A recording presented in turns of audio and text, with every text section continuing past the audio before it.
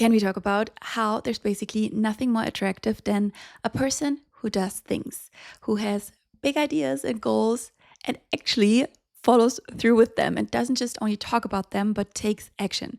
Because I think we probably all know people who keep talking about all these grand things that they want to do and these goals they have and things they want to achieve and don't do any of it. And I have definitely fallen into this category as well. I can't even tell you how many times I have been talking to my friends and declaring the latest idea I had and talking about it with so much conviction and in the moment being so clear about it and just having this very clear vision of what it is I want to do and feeling so good about it, because then of course your friends also tell you what a great idea it is and how you should totally do it, and then you feel so motivated and inspired and just like, yes, that's exactly what I'm gonna do. And then, well, you're not doing it and nothing happens. And it just remains this idea that you keep talking about. And I've realized it was basically as if there were these two versions of myself. The one version who is that dreamer and who loves to plan and imagine and envision and then research endlessly. And then there's this other version who's actually living my life and who should be the doer, but that I would spend the majority of my time being in that dreamer stage and just not getting started, or it would take me forever to get started. For example, I cannot even tell you for how long I've been talking about wanting to start a YouTube channel. I think I've already been talking about it since I was in high school, which is forever ago. So it's been so long until I then actually uploaded my first videos a few years ago. So just crazy how there seems to be this huge gap between wanting to do something and actually doing it. And it's exactly what we're going to discuss in today's episode to figure out how we can bridge that gap. And there's actually really super fascinating science behind this, which I cannot wait to share with you because I was so shocked when I learned about these things. But then also, of course, really practical steps, kind of like a game plan on how to become a person who actually does things. First of all, I really need to tell you about this study that changed completely how I think about all of this, because there's this researcher called Peter Gollwitzer. He's a total legend in this field, and he ran different experiments in 2009 to see what happens when you tell people about your goals. In his experiments, it was specifically identity-based goals, so anything that had to do with the person you want to become. Like, I want to write a book because I want to become a writer, or I want to start running because I want to become a marathon runner. And what you naturally assume, of course, is that once you tell people about it, it's gonna make you more likely to actually achieve the goal, because it adds this accountability. Because once you've said it, you almost kind of have to do the thing, because now you told other people about it. It's so embarrassing if you then don't do it. And now what he found out is that the exact opposite is true. That when people tell other people about their goals, they are less likely to achieve them compared to those who don't tell anyone about it and who just keep it quietly for themselves. Because here's the thing, when you sit with your friends and you talk about that idea you had and you get so excited about it, your friends then start to acknowledge it, right? And tell you, yes, oh my God, amazing, you're gonna be so good at it and that's gonna be great, you should totally do it. And it then gives your brain kind of like the feeling as if you've already achieved it, as if you're already a writer, even though you haven't even written a single word, because you get this confirmation and just this feeling of kind of this identity of being a writer and what it would feel like, because our brain cannot differentiate between being seen as a person and actually being the person. And Peter Gollwitzer calls this a premature sense of completeness. And that then literally removes all that pressure and that accountability factor, because you kind of already have this sense of accomplishment. I feel like that was really what I was doing for years, that I would love to be in this talking stage and discussing things, because the thing is also that talking about an idea is safe. It's kind of like being in this dream world where anything is possible and where it feels also so realistic and so doable and just feels nice. And that's the big difference to actually doing the thing, because once you start doing it, you might maybe figure out that, oh, maybe I'm not as good at it as I maybe thought I would be, or it's maybe not as easy as I had envisioned, or you're suddenly faced with lots of challenges or resistance or discomfort, and it's kind of really like reality hitting you. Whereas being in that talking stage is so nice and safe, and there's basically no risk of failing. So we stay in that talking phase, not because we're lazy, but because we want to protect that dream. As long as I don't try, I also cannot fail. It's just kind of like keeping yourself in this fantasy. So talking about it doesn't seem to be the solution. Then what is? There's actually another really strong belief that I feel like so many of us are operating on. And it's this thought: once I feel ready, I'll start. Once I feel motivated, I'm going to go all in. Once I become a disciplined person, that's when I'm really going to do it. So we're kind of waiting to become the person first, and then action will follow. But again, our brain works the exact opposite way. And in psychology, there is this approach that is often used to treat depression, which is called behavioral activation, which is actually exactly this premise that action always needs to come first.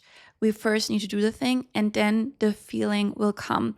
And we think we need to feel motivated to get started. But no. It's really the exact other way around. We need to create the feelings. We cannot wait for them to magically appear, but by taking action and doing the thing and getting started, that's how we create these feelings within ourselves. So that's why it's absolutely crucial to take action before you feel like doing it. That's where we create the momentum and where the motivation starts to kick in, because we actively need to generate these feelings within ourselves. And there's one more thing here, which in my opinion is the most important thing I want you to take away from this episode, because for me, it changed the way I think about this and literally my mindset completely. And it's the fact that our brain builds a sense of who we are based on our actions. So you can imagine as if our brain is this outside observer looking at how we live our life and looking at our behavior and using that to kind of create a file on ourselves, or kind of a profile that it then keeps updating with every action we take. So if you then, for example, stick to an old promise you made to yourself, or you do the really hard thing, the brain registers that and takes that in as information on who you are and files it down as, okay, we're apparently a person who sticks to their own word or who follows through with really hard things, and uses that to build that sense of identity about yourself and really builds that kind of persona almost of the person you are. So the action always comes first. You don't become the person first and then you do the thing. You do the thing and then you become the person. I wrote down that every time you act like the person you want to be, you become a little more like her in your own mind because you gave your brain the proof. But now, this obviously sounds super easy in theory. How can we now make this a bit more practical and actually really get into the starting mode and into the do mode and become the person who does things? And I have developed a little game plan for us. So let's start with move number 1, which is focused around the starting point, which is by far the most challenging place to be in. Starting is always the hardest part. And the key to that is that we need to make the start as small and as easy as we possibly can. Because it's always when we kind of envision the end goal or the big thing and feel like, okay, we need to do it all kind of right away, that we get so overwhelmed and you just feel like, oh my God, I don't even know where to start. And it feels so much. And you get into this procrastination stage or just this overwhelmed stage and nothing happens. So with whatever thing you want to do, whatever goal you have, we need to figure out what is the smallest, tiniest thing that I can start doing today. If you want to get into strength training, it's not about doing 1 hour in a gym right away, but maybe it's about driving there, doing 5 minutes and leaving again. Making it so tiny that it's almost ridiculous, but it needs to be that so you cannot talk yourself out of it because it is so ridiculous. Or coming back to our example of becoming a writer, not having the approach of, okay, I need to immediately now have the whole outline of the book and write down 30 pages. But maybe the first step is to open a Word document and write down 1 sentence or 1 paragraph. the smallest possible step we can take. And of course, 5 minutes of strength training or writing a paragraph is not enough on its own, but it's about creating a pattern, because consistency is not a personality trait that you're either born with or you're not, but it's like a muscle that we can train. And science totally confirms this, because studies on neuroplasticity show that repeated behavior strengthens the pathways in our brains and makes them more efficient and more easy. So the action literally gets easier the more we do it, and also starts to feel more natural, because with everything new we do, in the beginning, it also just feels so unfamiliar and so foreign, kind of like. And we want to make it something that starts to feel the most natural thing to do in the world. And that only comes with repetition. And something that's extremely helpful here is move number 2, which is to not only be clear about the what we want to do, but the where and the when. So being so specific and clear about where and when am I going to do the thing? Where and when am I going to take action?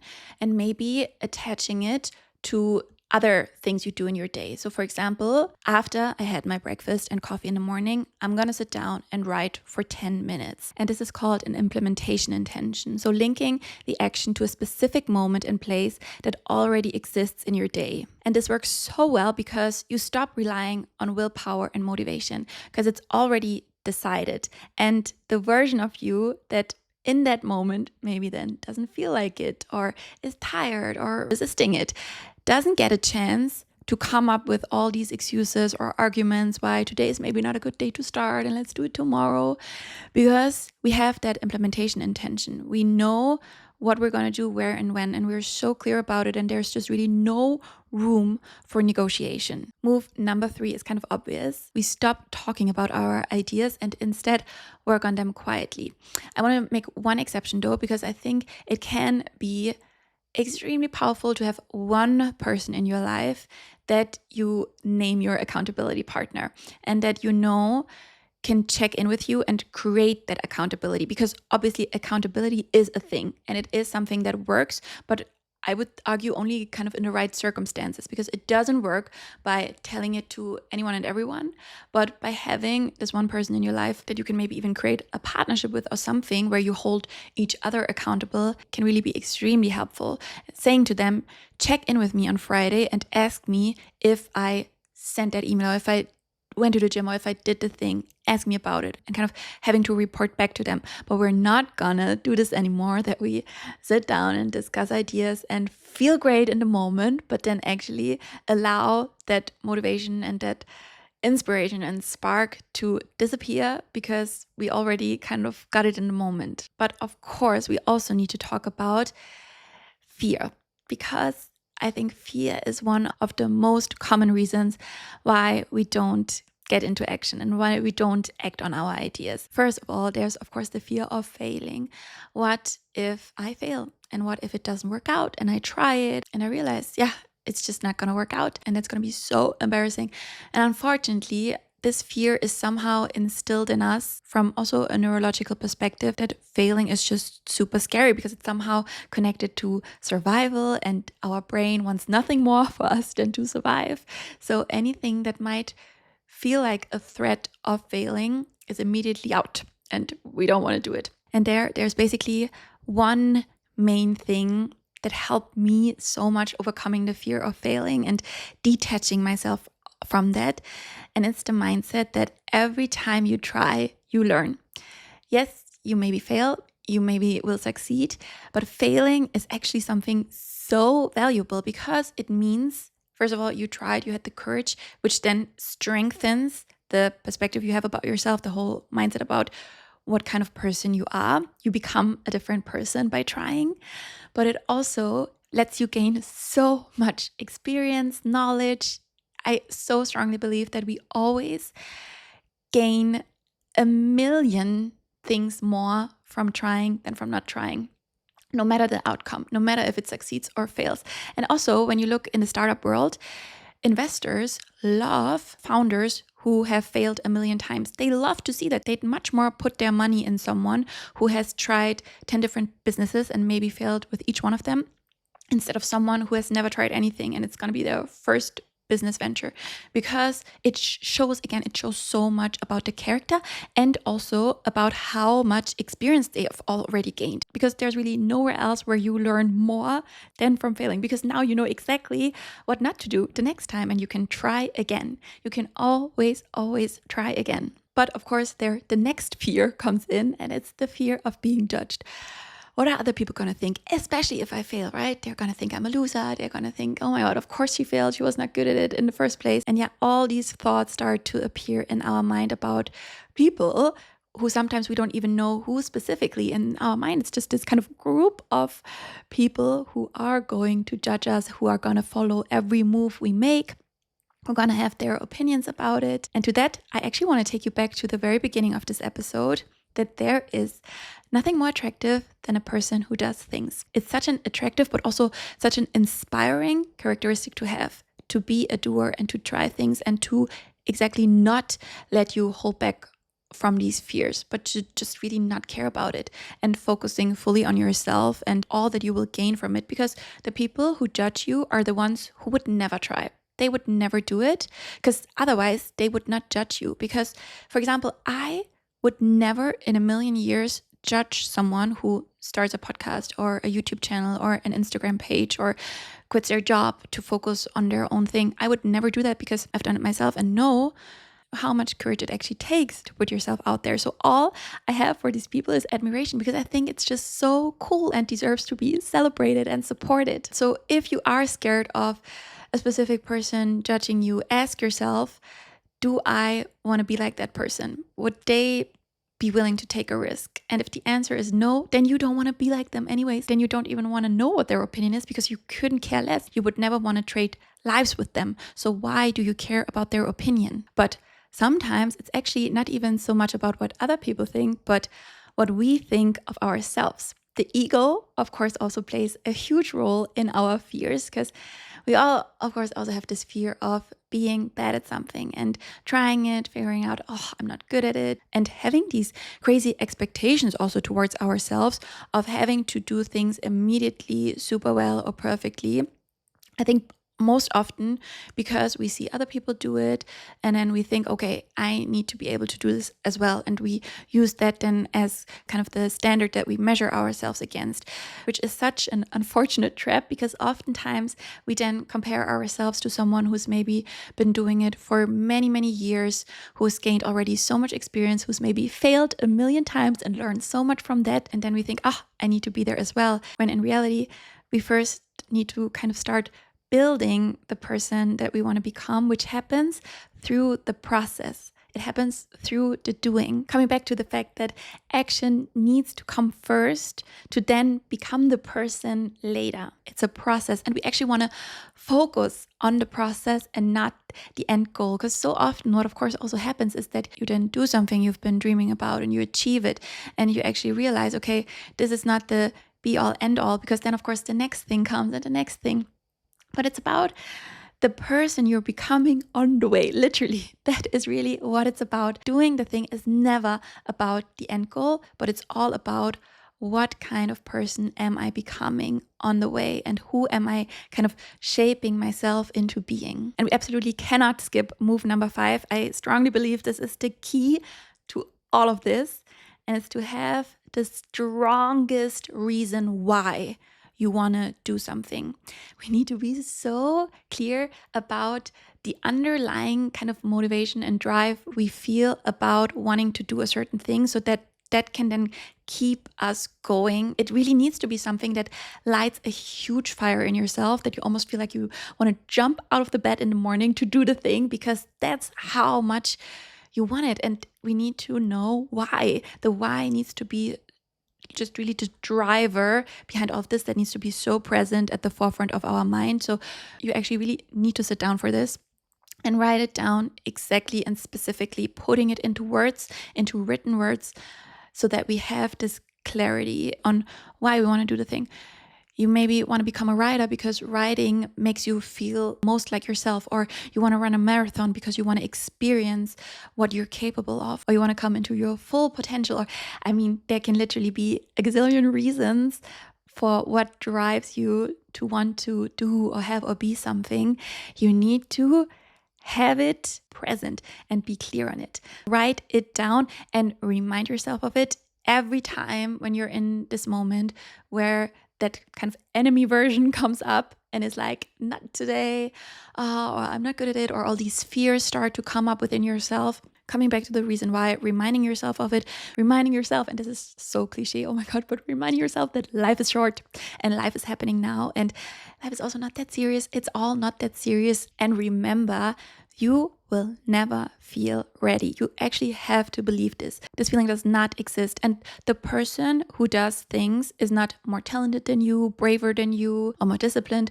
but that person has made peace with two facts. First of all, you have to start before you're ready. And second, you have to be okay with being bad at it first. You probably will be bad at first. I so hope that this episode is gonna get you started. It's gonna get you into do mode. Definitely let me know in the comments. I would love to hear your thoughts, especially if you have also any more tips or anything that you've learned that you would love to contribute here, because we're all also learning from each other. And as always, thank you so much for listening.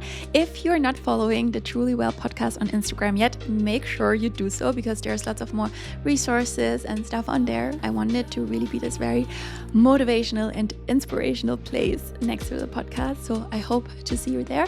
And then I'll see you again next week. Bye.